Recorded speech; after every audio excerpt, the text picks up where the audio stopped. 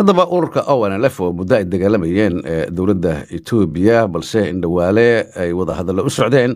ayaa si weyn u dhaliilay qaabkii militarigu uu ku galay magaalada Jigjiga maanta. afhayeenka ururka ONLF oo jooga Australia Cabdulqaadir Xasan Hirmooge oo cadaan loo yaqaano ayaan weydiiyey bal waxa ay kala socdeen xaaladii iyo sidii maanta ay wax u dhaceen.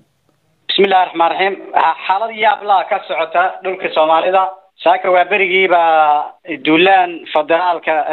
ciidamada federaalka ay ku tageen meelo kamid ah goobaha muhiimka ee magaalada Jigjiga halka gadood shacbi iyo booliskii localka iyo waxba iska caabin sameeyay gadood khalad oo kala dhacay oo dad shacab ah badan oo Itoobiyaan la laayay guryaha la gubay meelo wax lagu caabudo oo umaduhu meesha ku caabidaan waa la ixtiraamaa waa la gubay hantiyo badan baa la dhacay dad badan baa victim noqday dad Soomaali ah ku dhinto iyaguna ku dhaawacmay dhowr gobol buu ka dhacay oo magaalada Liyaado Goday iyo Qabridahar iyo Dhagaxbuur iyo Fiiq iyo Garbo iyo Jigjiga intaaba waa la magac dhabay cadaan meelaha qaarkood ay sheegtay warkooda anagu wali ma hayno tan Jigjigana waxa aanu warka ku haynaa inta badan in fawda iyo bililqa iyo boob iyo waxaas ay dhaceen waxaan se ku weydiin lahaa marka aad fiirisid xaaladda xagee wax ku socdaan baad isleedahay wax la yaab la Cabdinuur oo dhacay oo ah xataa waxay xeerkan ay ku dhoobteen liyaado federaalka inaan la ixtiraameyn markii dhulka Soomaalida uu joogo dadka Soomaalida maamulkooda inay bedeshaan inay saxdaan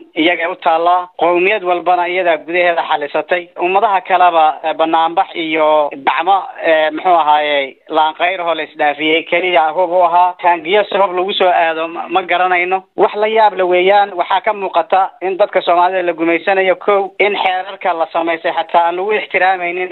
in la jilo u baahan caalamiya xataa loo jilo markay Soomaalida joogto inay la jiifiyaan banaan tahay dadka Soomaalida xaq ay ka talin iyo xorriyad bay xaq u leeyihiin xaq yar oo ismaamulaha oo dastuurka Itoobiya lagu xariiqay xataa inay isku dabaqaan inay ka hooseeyaan annaguna Soomaalida waxaan u baahanay in la midoobo in maamulkooda ay saxdaan inay halganka taageeraan in ay ka talinta taageeraan in aan wada hadal iyo miis nabadgeliyo Itoobiya ku kala baxno si nabadgeliya maamul dimuqraadi ah inuu iman karaan waarkeynay baaqi ka soo baxay waa soo dhaweynay dhinacaas ay dabayshu u socotay hadee intaan giya lagu daya ma ahayn goobaha kaleba laguma dayin maxaa Soomaalida dheeri ku ah Soomaalida waxa dheeri ku ah Itoobiya dheeri ku tahay waxa dhacaya markaad fiiriso iyo wixii aad ku taamayseen aad doonayseen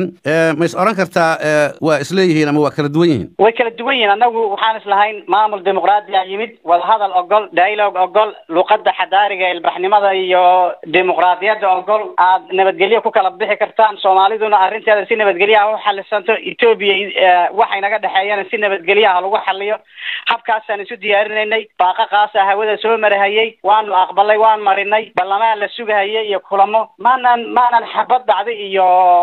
muxuu ahay guriye la gubi iyo meelo la qabsado maanan filaynin dadka Soomaalida waxay isu diyaarinayaan maamul cusub samaysanayaan inay midoobayaan inay maamulkooda hor saxayaan inay hab cusub imanayo in habba la isu diyaarinaya marka wax kale aan ku waabarisanay afhayeenkoodii baa tahay idinku marka maxaad qabtaan oo aad isleedihiin xiisadan iminka maantayba bilaabatee waa lagu qaboojin karaa si aysan uga sii darin horta dadka Soomaaliyeed waxaan ugu baaqayaa inay midoobaan dadweynaha Itoobiya la nool wax dambi ama leh ama muslim ha ahaado ama غير muslim ha ahaado ama kaniisad ha ahaado ama geed hoos wax ku caabudo ummadaha xadaarada leh dad muslima anagu nahay way ixtiraamaan meelaha wax lagu caabudo waa in la ixtiraamo dadka kale hantidooda waa in la ixtiraamo dhiigooda iyo nabadgelyadooda waa in la ixtiraamo dadka Soomaalida aan ahayn dambi kama gelin dadka Soomaalida ee shacabkaasi waxba inagama biinin federaalka iyo faragelintiisa waxay la tahay arrinta in si degdeg loo joojiyo oo faraha loogala ciidanka federaalku dhammaan dhulka Soomaaliyeed uga baxo dadka Soomaaliyeed qori kaga tirsanaa Itoobiya maamulkooda qori lagu bedelayo isfahamkooduna qori kuma imanayo batroolkooduna qori lagu ma qaadanayo qori ma shaqeynayo Soomaali qori kaliya xariif ku tahay Cabdulqaadir Cadani afhayeenka